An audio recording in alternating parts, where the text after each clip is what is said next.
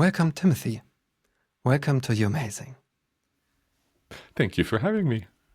And yeah, for all the listeners, today I'm joined by Timothy, who brings a deeply personal story about growing up between cultures, facing rejection at home, and finding the courage to start over.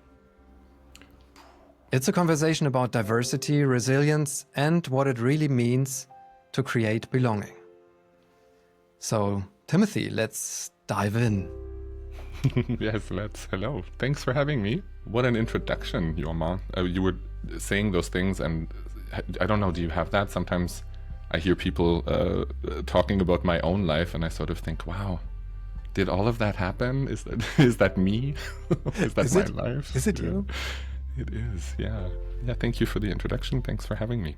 Would you introduce yourself?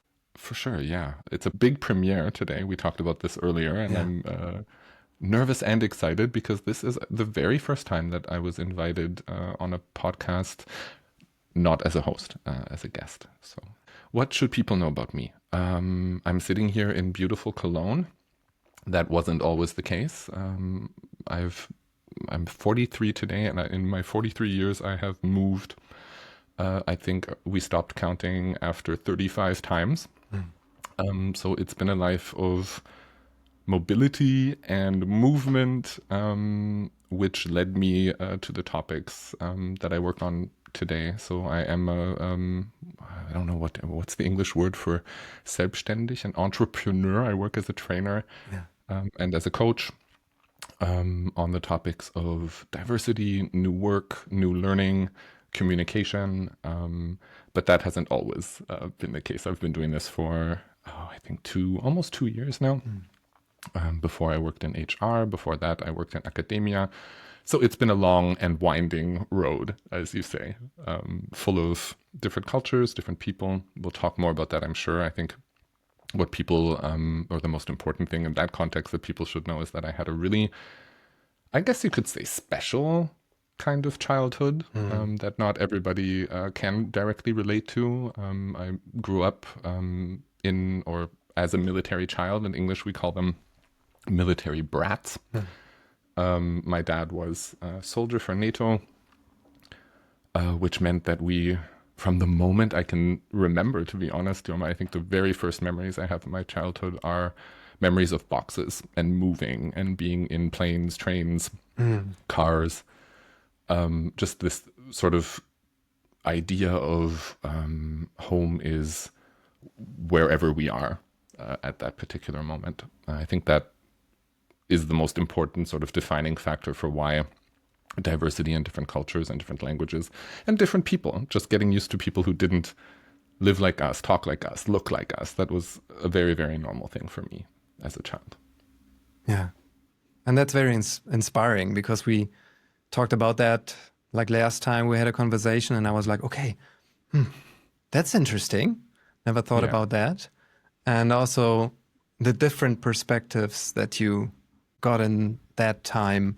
That is not only like good memories, but also memories that changed how you think. Yeah. I think it's always a hard question for me when people say, so what are your, what good memories do you have? Now I'm older, and of course, looking back, there's lots of good things that happened, but it was a difficult childhood. It was a difficult childhood for more than one reason. I guess the one factor that everybody can relate to is if you're moving a lot, if you're always saying goodbye to people, it's really, really hard to form friendship. It's really hard to be in relationships with people because you never really know how long will this person be in my life. But there's a positive side to that too, Yorma, because if you know that people can come and go, then there's no bullshit.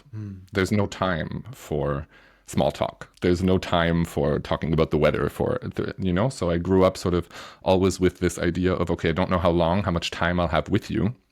So let's use it. Let's make it count. And I think that's a positive thing, something that I took with me. But yeah, the idea of always having to say goodbye. And then of course, well, I guess I shouldn't say of course, but in my case, my father, being a soldier and being in the area of work that he was in, he had a really, really very clear sort of concept of what masculinity meant. He had a very clear idea of what kind of a son he wanted to have. I have 2 brothers, so there were 3 boys in our family.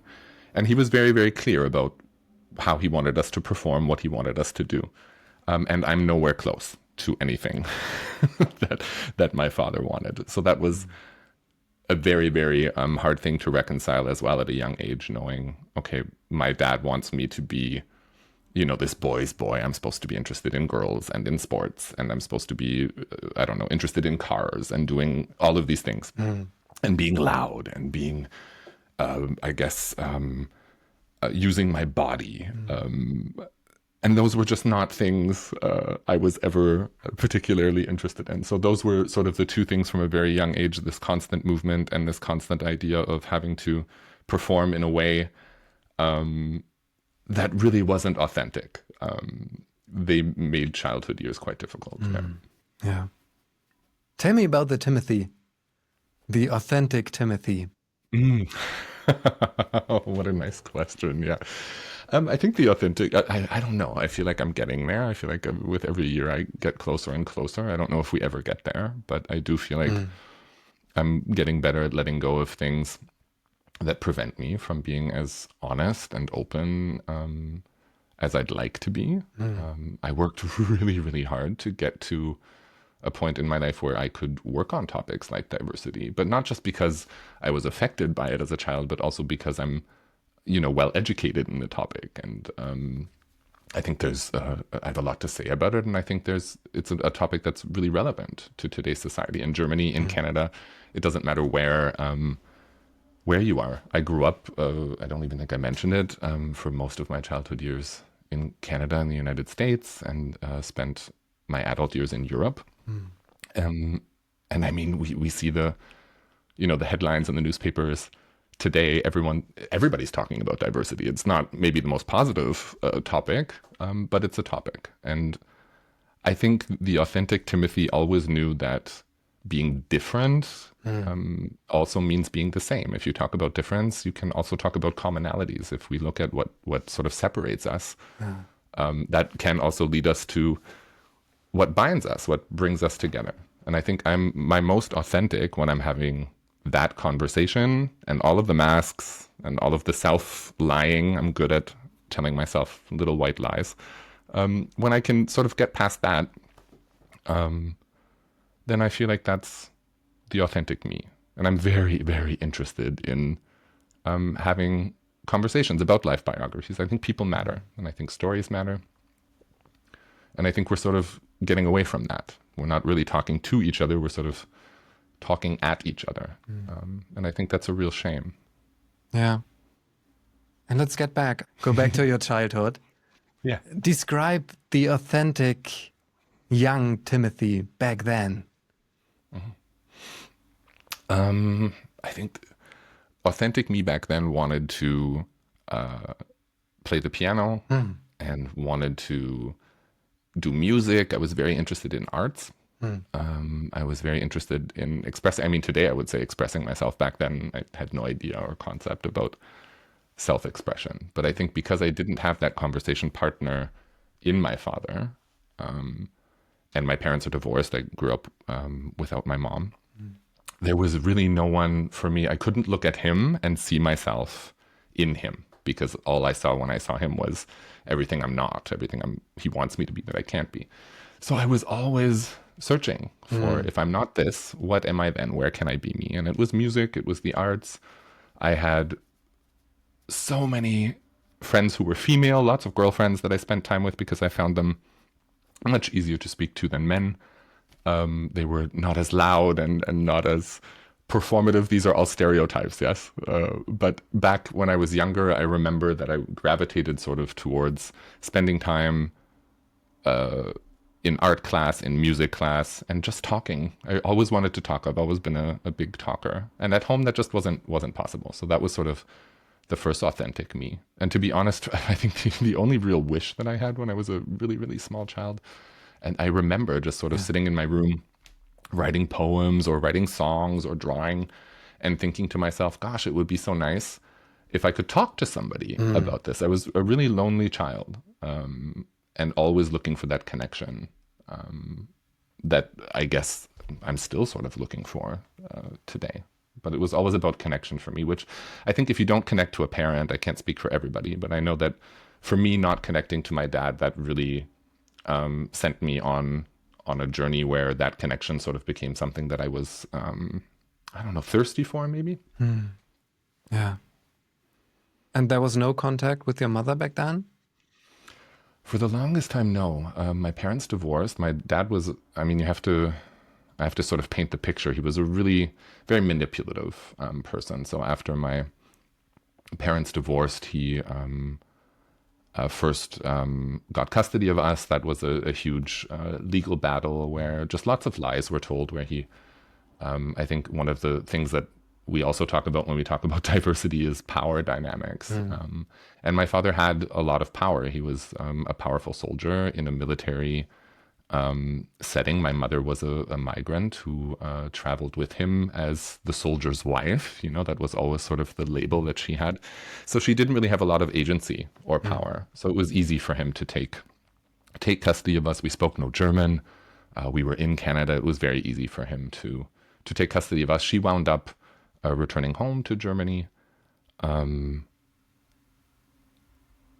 Yeah, and the contact, I think she always wrote letters and she always tried to be in contact. But, you know, I was at an age where my father was able to sort of take the letters and not accept the calls, and told us for the longest time that my mom just didn't want anything to do with us. So there was a lot of lying, a lot of manipulation going on. And I acquainted with my mom in 1997 when I was 16, which is when I also migrated to Germany.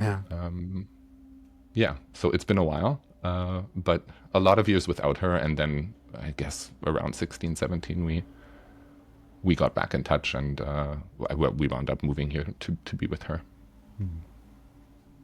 Was she a connection for you that could you talk about all these authentic Timothy topics back then before you were like separated?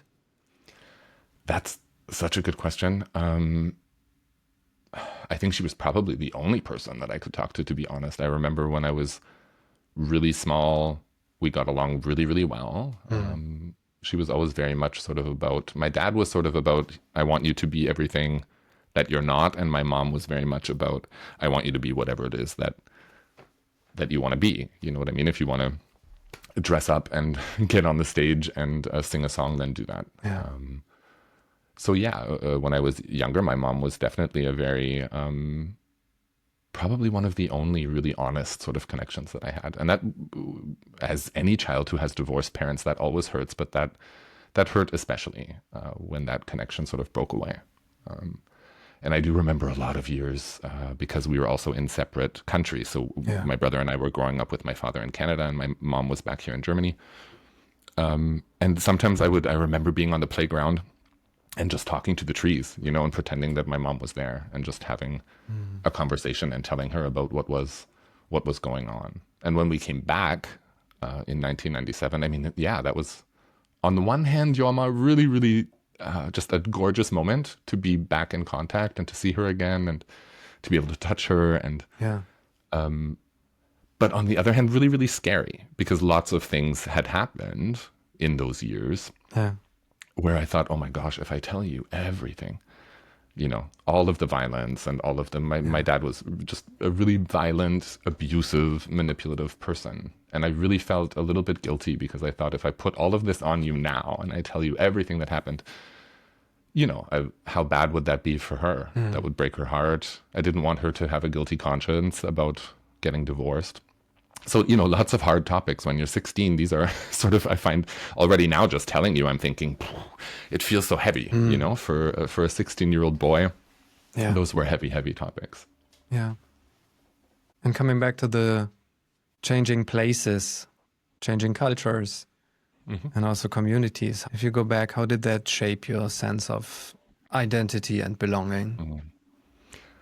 It meant everything. I'm not even going to lie.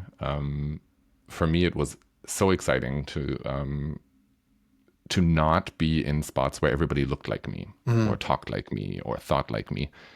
that just never, and I still don't get it up until this day. I don't understand the concept of groupthink, or I understand that people want consensus, and I understand that social groups form around, things we have in common. That's not what I'm saying.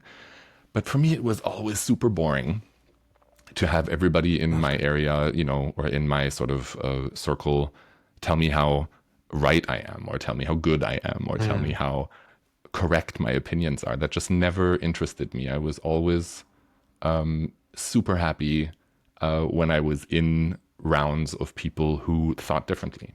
And that also meant, I'm going to be really honest, that I got a lot of feedback that wasn't easy, or a lot of we had a lot of conversations that were, about, I don't know, I'm right, you're wrong. How can you think like this? But what that did for me was it taught me to think critically. And it taught me that there is no security in sameness. I think people always think if we all look the same and think the same and act the same and want the same things, that we're safe. And that's just not the case. It's just not, there's no safety in sameness for me. There never was. Do you have an example? There's been lots of historical examples and if we go into diversity, neighborhoods where the whole neighborhood only wants white people living in the neighborhood because they're afraid if migrants move into the neighborhood, crime will go up, or they're afraid if people who don't look like them come into the neighborhood, things will get stolen, or it will, I don't know what it is, it will get louder. All of these stereotypes that we sort of hear about, I think behind those is often, especially when I'm doing my work, I sort of see this idea of we will be safer if we eliminate variables that we can't control or that we don't understand. And because I had exposure to all of this, diversity, or I guess plurality of opinions and people, I wasn't afraid growing up of living next to somebody who, didn't look like me. And I didn't automatically assume that if somebody doesn't look like me or think like me, that they're a threat. And I guess that's the big sort of bonus of the childhood that I had, that I was able to grow up and become an adult and know that that's not the case. That doesn't make it easier when I talk to other people about it, because of course it's just my example, and I can't, assume just because my example went that way that it's the same for everybody. But it's definitely something that I talk to a lot of people about, because I think that that there's some sort of a false security that people hope for when they say we need to get rid of everything that confuses us or that we don't understand. And I guess the way I sort of go about things was, if I don't understand it, then I need to talk to somebody about it. You can talk to people and ask questions and get to know them. And if then you decide, okay, no, you and me, we don't fit. That's also okay. But I don't know. I find making assumptions based on things that we don't understand, I always found that very lazy. It was just lazy thinking to me. I thought, no, I have to get to the bottom of this. I have to, if I don't know a lot about people who are trans, if I don't know a lot about people who are not white, if I don't know about people who are not Catholic, then I can go and talk to people about that. There are books I can read about that. So I never really understood why we have to be so scared all the time. And you talked about cutting the bullshit because you didn't know when the next movement will happen. So can you make an example of a conversation, like really diving into it, like right away? Oh, yeah. I have tons of examples. Sure. Let me think. My closest friend that I met when I was 14 in Ontario, in Canada. I guess she's what you would call my best girlfriend, I guess. We were 14, we're now 43 and 44, and we're still really, really close friends. She lives in Ontario. We see each other once a year when I fly to Canada. So somehow we were able to keep this friendship up for the past 30 years, which is really, really not common. Coming from the background that we both, this military background, it's just not, there aren't a lot of friendships that keep that long. And this is, I think, the perfect example of getting to the point. We were 14 when we met, and when we turned 15, we were at the same school. And we were on the playground one day, and she said to me, I have to tell you something, and you're going to get really, really mad. But I have to tell you. So we left the playground and we went for a walk, and she told me she was pregnant. And we were 15, Yoma, in the 8th grade. And she told me she was pregnant. And we could have, gone the easy way and not talked about it. And I could have said, oh gosh, oh no, I feel so bad for you. Oh, no, what are you going to do? Are you going to keep the baby? Who's the dad? All of these questions. And then it would have gone away, and I could have easily just said, okay, now our parents have to deal with this. You know, but that's not what we did. I remember sitting with her on the swings and saying, okay, you know, you need to get a job. You have to make money. You're going to have to pay for diapers and for baby food. And what's the plan? And I remember we had this long talk, and it was ridiculous when I think about it today, because we were 15 trying to figure out how she was going to, and of course we needed parents and adults to help us. But, you know, we got into like this deep, deep conversation. And in that summer, it was 6 or 7 months later, she was still pregnant. She hadn't even had the baby. I left. My father got stationed to another city, and I had to go. And that was the end sort of us seeing each other every day. So I wasn't there when she had the baby. I wasn't there, you know, when she was going through the really, really hard sort of first years.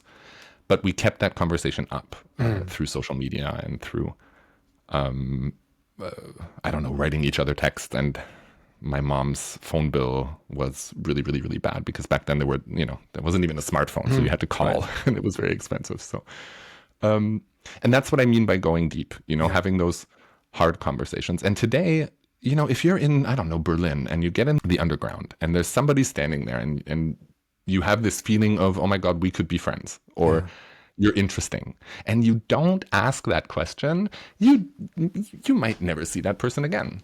And to me, it's worth the conversation. It's just worth the conversation to think to yourself, okay, I don't know how long. You know, I think we talked about this privately. My stepfather, he died a year and a half ago. And I'm so happy that we always had the conversation that we wanted to have. Right. That we didn't push things, or because we were afraid to upset somebody. We always had the conversation. And that was so important when he passed away, that I was able to say, okay, we used the time that we had. Let's put it that way. Yeah. I'm just not a fan of wasting time.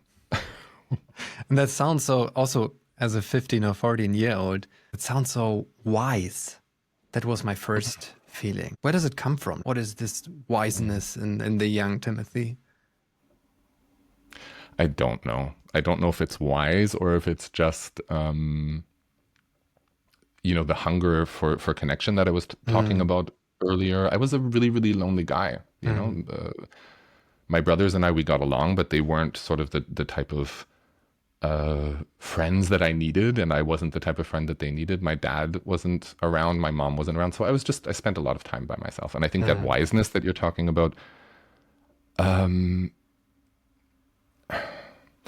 I think if you grow up in a way where you know, if I have something to say, I have to say it now, because I don't know how much time I have. If you know that, and if you know that this person who is responsible for you is behaving in a way that you don't, I didn't want to be my dad. I didn't want to be like that. I wasn't interested in being violent and loud. And he was, you know, he had all sorts of discriminatory, I don't even want to get into it, but anybody who didn't look or think like us was wrong. And knowing that I didn't want to be that, I think that's the wiseness. I didn't know what I wanted to be, but I knew I'm not going to be that. I will not turn into him. And that sort of sent me on this journey of trying to figure out, okay, if I don't want to be that, what am I going to be? And I think if you don't have that parent figure to model yourself after, then you have to figure it out, right? You have to get out in the world and find other examples, and figure out who it is you want to be and what it is you want to do.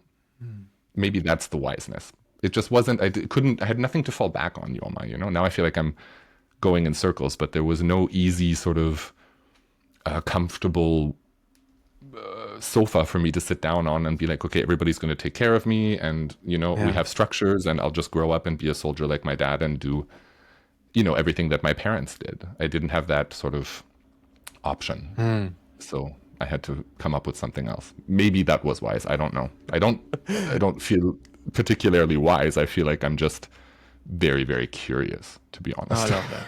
Yeah, definitely. And this is like, you had the chance to learn a lot, and something new, always something new. And you kind of changed your mindset to I'm just curious and try to go in the new chance, kind of. It feels like it when I talk about it. For sure. Should I give you an example Yes, of the please. year that we moved? It was August of 1997 when we moved to Germany, and I moved from a really, really big city in Ontario to a tiny little village in the south of Germany. It's called Orschweier, so hi to everybody listening in Baden-Württemberg. My mom still lives in that area to this day.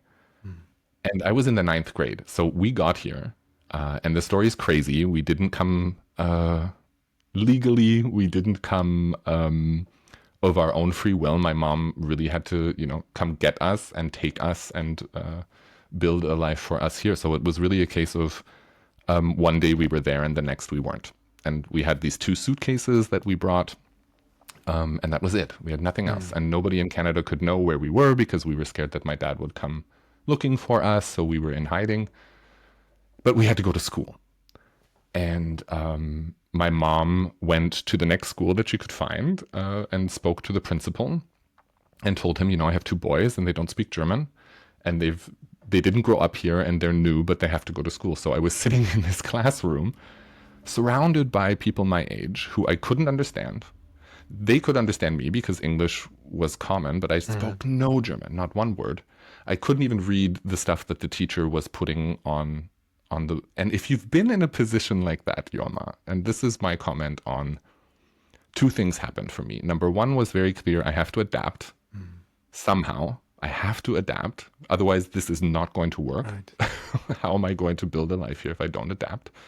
So I became very much like a chameleon. I was good at reading what do people want from me? What are they expecting from me? What do I have to say so that they'll think I'm friendly? What do I have to... And that is a common thing for any marginalized person anywhere on earth. We've all learned to read the room.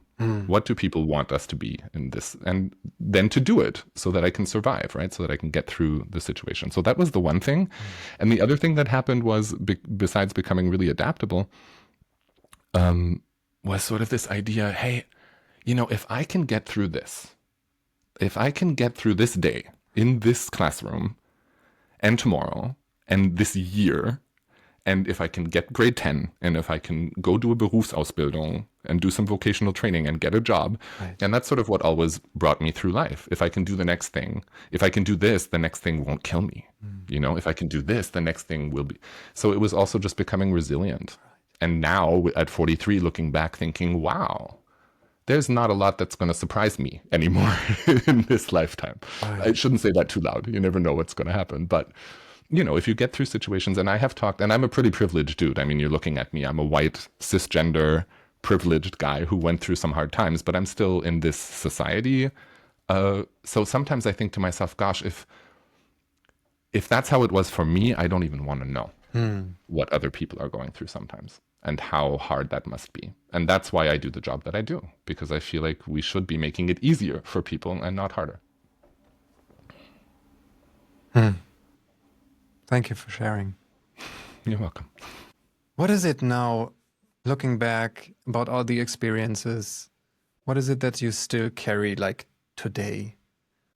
You mean carry in a sense that my own sort of personal issues today, or what do you mean when you say that is carry? Like still influencing here and now? I think all of it. I think the lesson that I've learned is that we can focus on everything that separates us and everything that makes us different. And sometimes that makes sense because I think it's important to talk about differences and understand them. But I think the one thing that sort of has carried me through to this day is that we're all going through something. There's nobody out there that isn't going through something, and you can't see it. Yeah.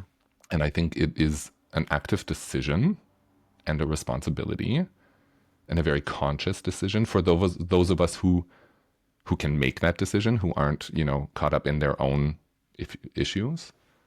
I think it's an active decision that we make, whether or not we're going to support people on their way or not.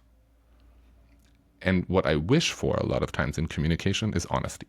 I wish, if people make the decision not to help other people, that's fine. Then that's the decision you've made.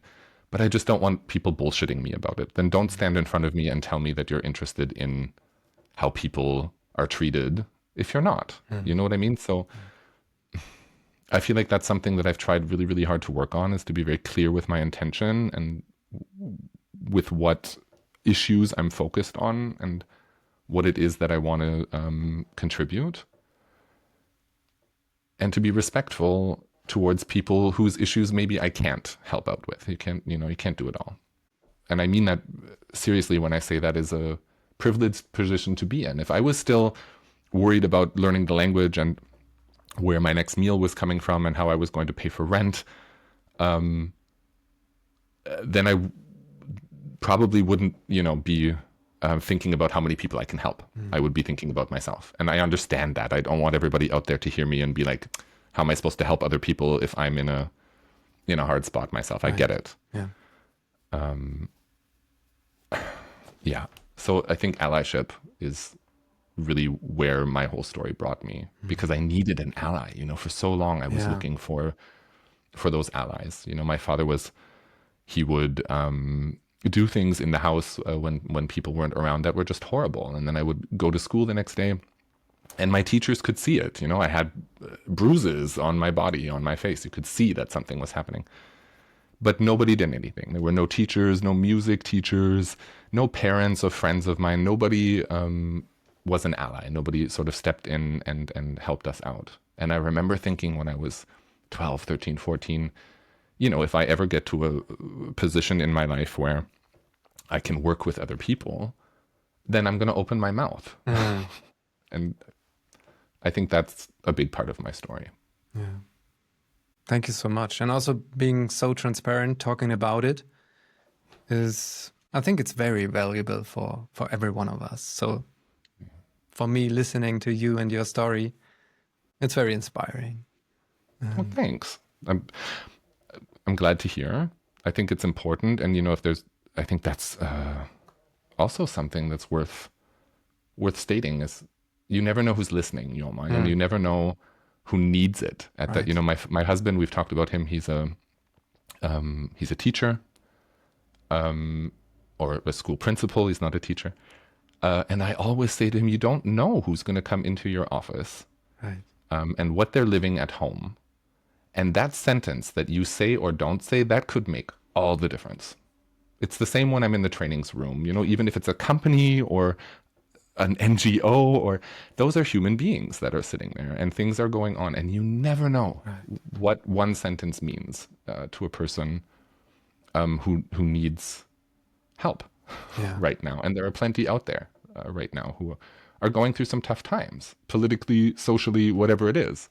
And that one sentence, that can mean something to people. Yeah. Yeah. And it's so important that there's no right or wrong. I think it's very important that you just stick to your intuition. Like, what do I sense? What do I feel is maybe helping, or something that...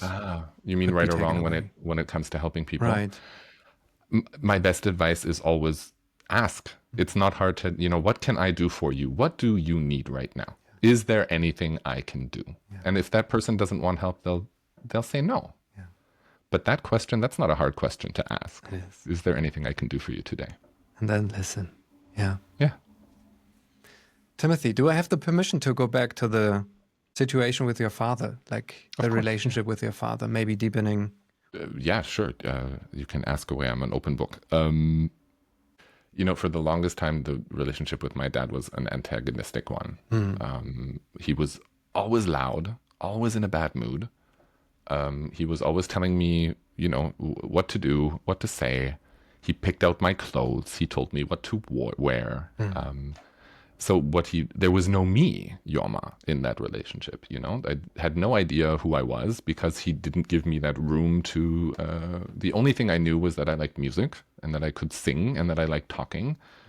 But every sort of conversation was an internal one. So that was from the earliest age. My father became somebody who I didn't want to talk to, who I didn't want to bother. And my whole existence, if you will, was sort of based on the idea of how quiet can I be? How invisible can I be? How can I move in the house without him knowing that I'm here? Because every interaction was either a violent one, or it always cost me something. My dignity, tears, my nerves, whatever it was, it always cost me something. So my father just became someone that I avoided. And the older I got, the more I realized that you can't you can't move through life avoiding a parent who lives in, like, it just didn't. Well, you could, but what it was costing me was becoming greater and greater and greater. I was just more unhappy and more unhappy and more unhappy, and I didn't have the agency, with 14, 13, 14, 15, Right. to move out. I mean, yeah, I tried running away. He came and got me. He found me, all of the stuff. So that was the relationship we were in. It was just very, I wasn't able to be what he wanted me to be. And he had no tools, he had no tools to talk about emotions. He had no tools other than hitting me or yelling at me or insulting me. He just had no tools. I think he was very ill-equipped to be a father. How did you feel back then? That's also, it felt normal. It wasn't, I wish I could say it was dramatic. And of course I didn't feel good. And I was constantly complaining to friends and teachers and, trying to find people who would help me. But I also had no idea that other people in other families, that it was different until I was at a certain age where I would, go to a friend's house and have lunch, or go to a friend's house and watch a movie.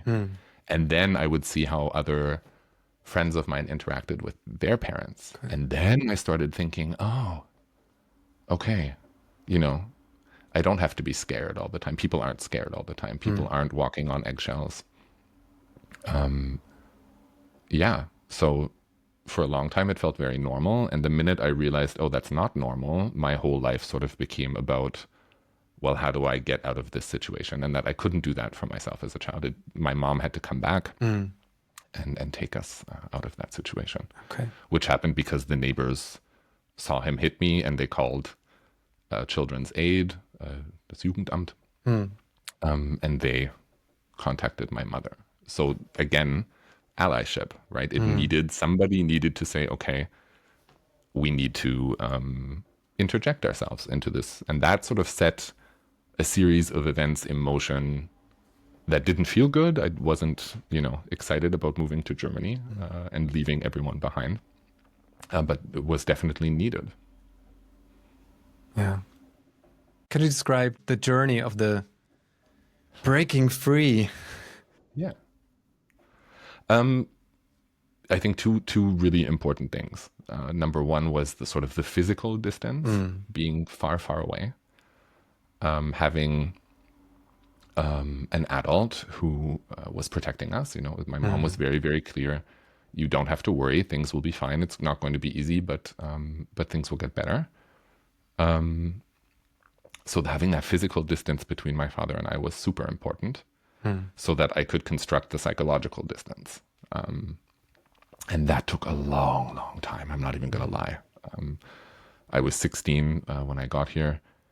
And I saw my father for the first time after that when I was 36. Okay.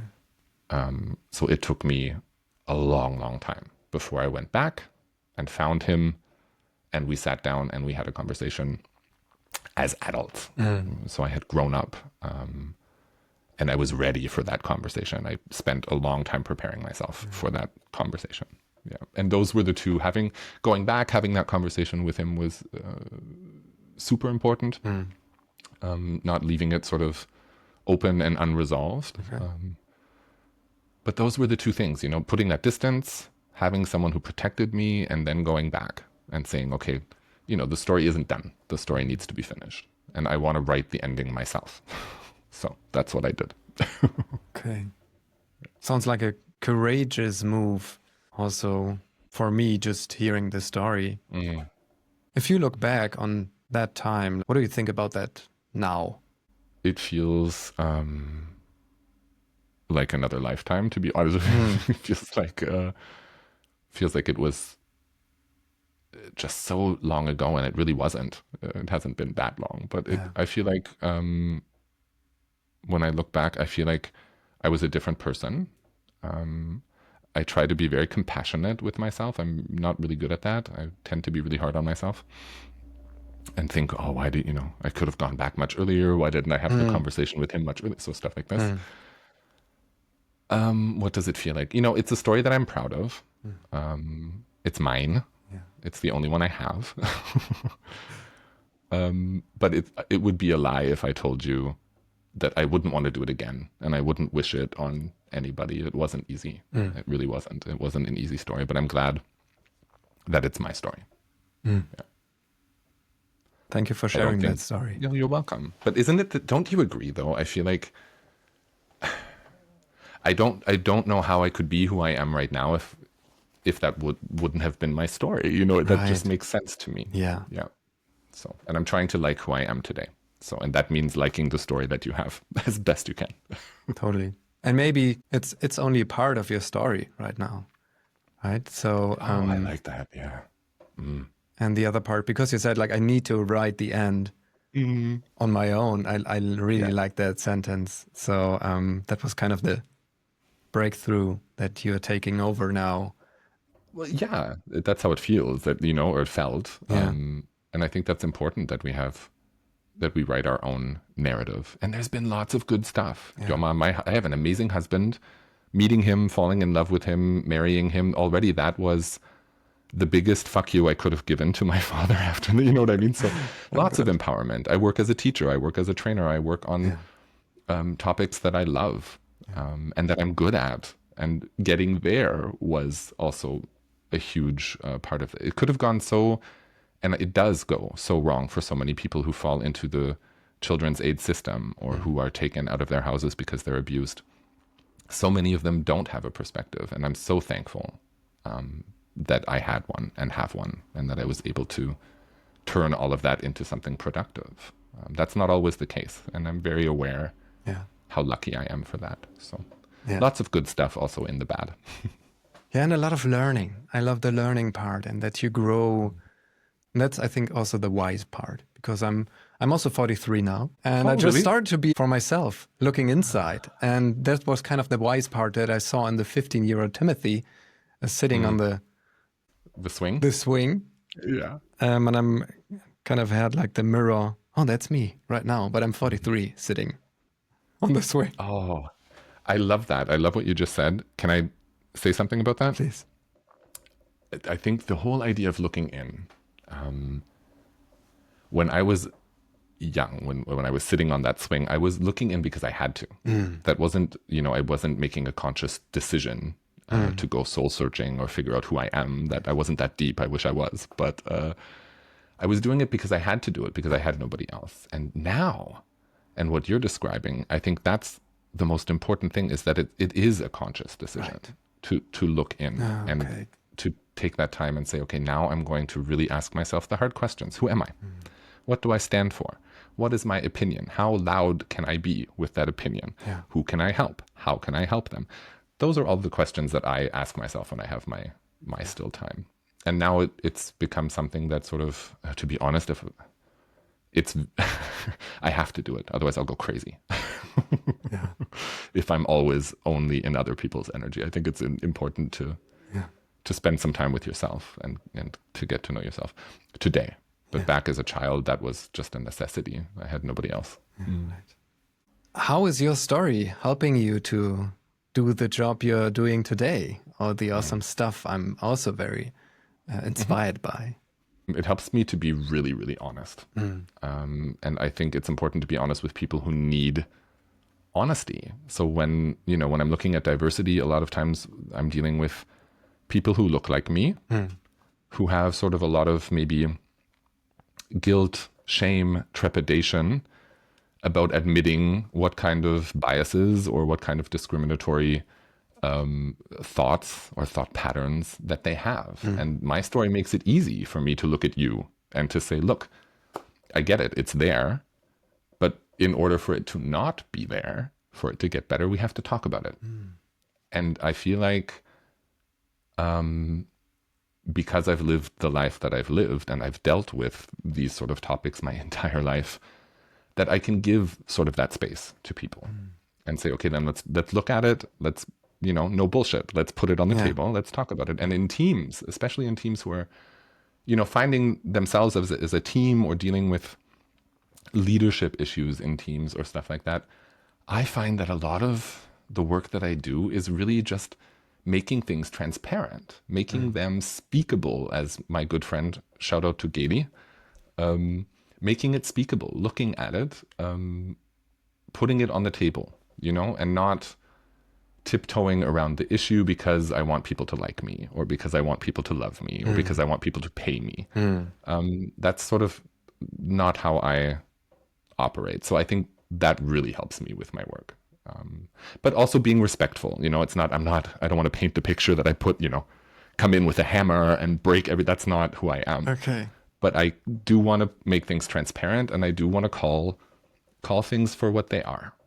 I think that's important in this line of work, whether it's diversity, leadership, communication, new work, new learning. I don't care what you're coaching. I don't know what it is. Yeah. I think being able to call things what they are is an important, I don't know, do you agree? I feel like that's the first step, is at least looking at things and saying, okay, this is what we're looking at. I have the feeling that comes back to the authentic, honest Timothy. It's who you are. So that is what you do. I feel like that's also an interesting thought, Jorma. I feel like who you are and what you do, having that be one thing, is such a privilege, and something that I think a lot of people work their whole lives to figure out. Who am I? What do I want to do? And with me, I feel like I'm coming into a part of my life where that gets to be one thing. And that's nice. Oh, yeah. And that would be my next question, because I currently have the feeling like we left a hole between 16 coming to Germany. You told about like school, how learning the language was not an easy part. But now you're doing workshops and coaching around diversity, for example. But what was the moment where you consciously realized, oh, there is a topic. This is my topic. Yeah. Yeah, it's impossible to talk about this life story without leaving a hole. We would have to talk for 6 hours for me to give you every station and every... But yeah, that's a good question. Thanks for asking that. And I'll tell you a really quick story now, because it's actually very current in my life. Okay. I had, and this is important for people to hear, because this is also what I mean with being an ally or being a good example. I had an HR boss. Her name is Rosie, and I'm going to tell you her name because I'm going to visit her this weekend in Vienna for the first time I don't think we've seen each other in 20 years. And Rosie was my HR manager, and I had just started an apprenticeship after leaving school. Was still just barely speaking German, super young. I think I was 19 maybe. And I remember we sat down and had a conversation at work, and she said to me, there's this project group that we're starting, and the topic is diversity. And this was like 2000, I don't remember, to be honest. Wow. But diversity wasn't a huge topic in the workforce yet. It was the first time I ever heard of a work concept to deal with diversity at the workplace. And there was a project group, and she didn't ask me. She told me, I feel like you're the right person for this project group. And I remember thinking to myself, oh yeah, she's just giving it to me because I'm gay, and she thinks because I'm gay. And I remember saying to her, is this because I'm gay, and you think that because I'm gay I need to be? And I remember her saying to me, no, that's part of it, yes. And I understand today, because that does give you knowledge and experience on topics that other people don't have. But she had a long list of other sort of reasons why she wanted me to be part of that project group. And I was so young, 19, 20. And then I started in this project group, and we started, building employee resource groups for different topics around diversity. And from there, the whole company, it was a global company. I won't say the name, but it was a very large global company. And from there, I was able to work in that field, in that company, for almost 10 years on that topic. Because again, one person, we talked about it before, one person said one sentence in the right moment. She didn't wait. She wasn't shy. She told me exactly what she thought. And that's maybe also part of why I find direct communication so important. If she wouldn't have done that, Yoma, right, I don't think I would have, well, I would have found the topic, but it would have gone a much different way. Yeah. So that is how I got into diversity training and coaching and stuff like that. Yeah.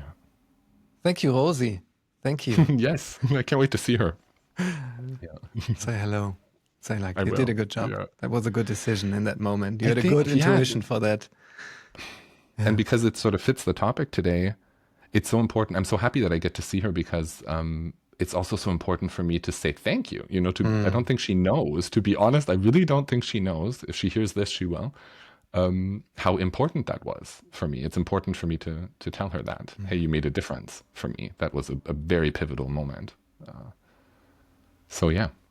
And wouldn't it be cool to, I mean, let's be honest. Don't you want to do that for somebody? I do. I want to do that for somebody in my life, to be able to be that person that somebody says, hey, you made a difference for me. Yeah. Man, it doesn't get much better than that. Right. Yeah. This is maybe also why we are doing what we are doing. Maybe.